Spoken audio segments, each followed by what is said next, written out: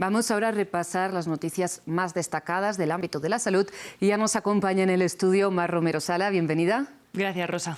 Mar, empezamos atentos a una decisión que se tomará hoy respecto al monkeypox, ¿no? A la viruela del mono, sobre si continúa siendo una emergencia de salud pública, precisamente un tema al que alarmó un poco, ¿no?, al mundo, aunque usted siempre trata de rebajar un poco la alarma. Sí, yo soy de las del equipo que quizás piensa que con menos urgencia y menos alarma podríamos trabajar más y conseguir más cosas. Pero bueno, sí, hoy está reunido este comité para evaluar si mantienen el estatus de emergencia internacional que se mantiene desde julio de 2022 sobre la viruela del mono, monkeypox o mpox, como recomienda ahora la OMS que se llame a esta enfermedad. Es la quinta reunión desde que empezaron las preocupaciones a raíz de este brote descontrolado en países donde esta enfermedad no solía ser endémica. A día de hoy ha generado más de 87.000 casos en todo el mundo y 140 muertes alrededor del globo. Y por supuesto hay una noticia a celebrar, y es que desde los picos de contagio que había, por ejemplo, en agosto del año pasado, cuando se reportaban más de 7.000 casos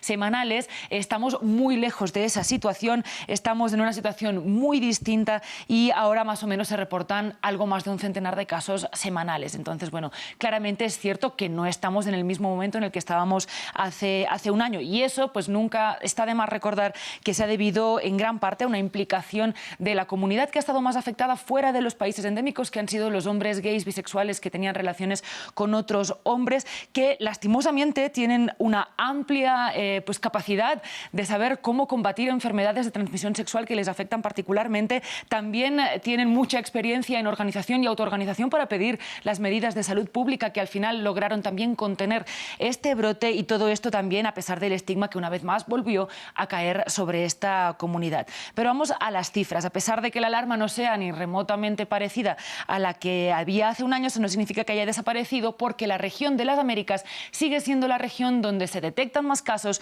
y donde se detectan más muertes. Traemos la situación específica de algunos países donde han habido más casos en los últimos 3 meses. Por ejemplo, vemos México con 182 casos en los últimos 3 meses, y además estos casos en las últimas 3 semanas han aumentado respecto a las 3 semanas anteriores. Algo parecido sucede en Brasil. En cambio, hay países donde en las últimas 3 semanas se ha revertido la tendencia, se detectan menos casos, como Estados Unidos, Panamá y Argentina. Pero es bueno recordar de nuevo eso, que el continente americano es la región donde más casos se detectan hoy en día. Mar, y disculpe una pregunta que me surge, y es si precisamente tiene algo que ver con el estigma, el hecho de que la OMS recomiende no usar la palabra monkeypox o viruela del mono, sino mpox. Sí, es precisamente por el estigma que se puede asociar al nombre, pero no solo por las comunidades que están más afectadas fuera de los países endémicos, sino también por el estigma que se puede asociar al hecho de que la enfermedad surgiera en África, ¿no? Y sabiendo que esa misma palabra de este animal es un término peyorativo que se ha usado muchas veces para hablar de las personas afro. Claro, qué interesante, Mar. Bueno, rápidamente, perdón, ¿cuáles serían los riesgos a futuros de que continúe precisamente esta enfermedad? Pues la verdad somos muy rápidos en olvidar las crisis, ¿no?, las emergencias que hemos sufrido, y ya hay países, por ejemplo, que no están ofreciendo las vacunas contra la viruela del mono, contra el mpox, sabiendo que eso puede llevar a nuevos repuntes. Precisamente, de hecho, la OMS recomienda que se incluyan los tratamientos y las vacunas en los esquemas regulares de la salud, de atención a la salud, especialmente en los grupos de riesgo. Es cierto que es muy difícil que esta enfermedad se pueda erradicar completamente, porque es un virus que fácilmente salta a los animales y de los animales a los humanos.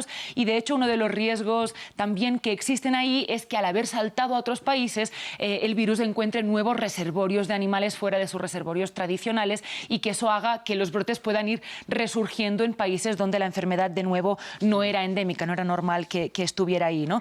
Otro problema es que además, pues por supuesto, no habrá tranquilidad sin dirigir la mirada al final a los países donde el mpox es endémico. Volvemos al continente africano, que ya estábamos mencionando. Si revisamos, por ejemplo, las cifras específicamente en esta región, vemos que la curva epidemiológica, a pesar de que destaca a partir de mayo de 2022 este pico, no ha descendido de la misma forma o con la misma regularidad en la que lo ha hecho en los otros países. Ahí no hay acceso a vacunas, no hay acceso a tratamientos en la mayoría de países más afectados, como República Democrática del Congo, y si no se consigue atenuar o controlar la enfermedad ahí, básicamente nos exponemos a que la misma situación que vivimos hace un año pueda volver a suceder en cualquier momento. Y de hecho, para terminar este bloque, ¿no?, en la la reunión anterior que hubo en febrero de este año para que mantuvo la emergencia internacional del Mpox, uno de los argumentos era que a pesar de que la situación estaba controlada en países del norte global, claro, en la región africana no.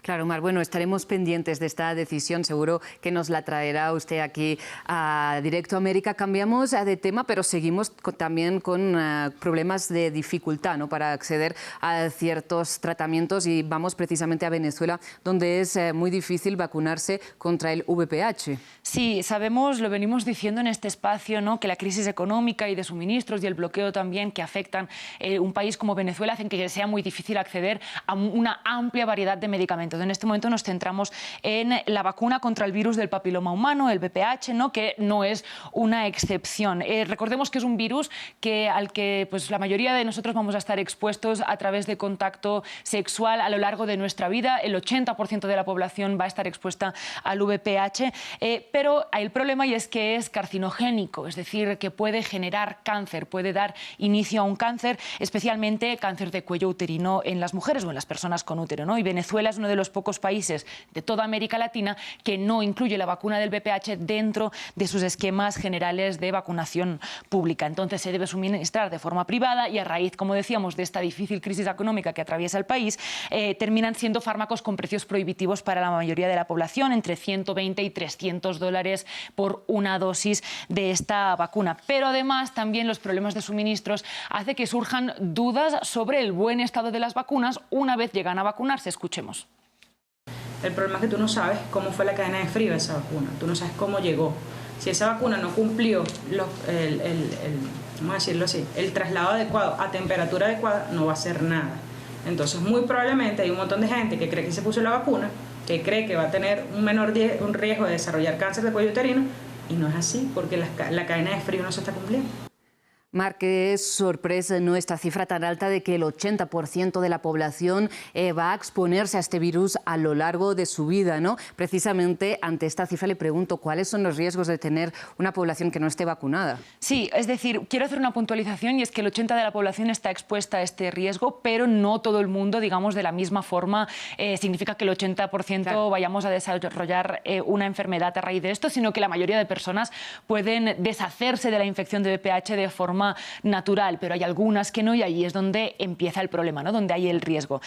Bueno, primero decíamos, ¿no?, la dificultad de acceder a la vacuna hace que, si accedes a ella, por ejemplo, algunos de los testimonios que recogía el reportaje de AFP del que estábamos viendo un fragmento ahora, hace que las mujeres lleguen a acceder a la vacuna cuando tienen alrededor, por ejemplo, de 25, 26, 27 años, cuando ellas mismas se pueden costear estas vacunas. ¿Qué sucede? Que lo más habitual es que alrededor de esta edad ya se haya estado muy expuesto al VPH, ¿no?, ya se haya tenido una vida sexual activa que aumenta el riesgo de estar expuesto al virus, y que por lo tanto hace que la vacuna pierda efectividad. Si te vacunas después de ya haber expuesto repetidamente al VPH, pues tiene menos sentido vacunarse. Por eso se recomienda en la mayoría de países aplicarla durante la adolescencia.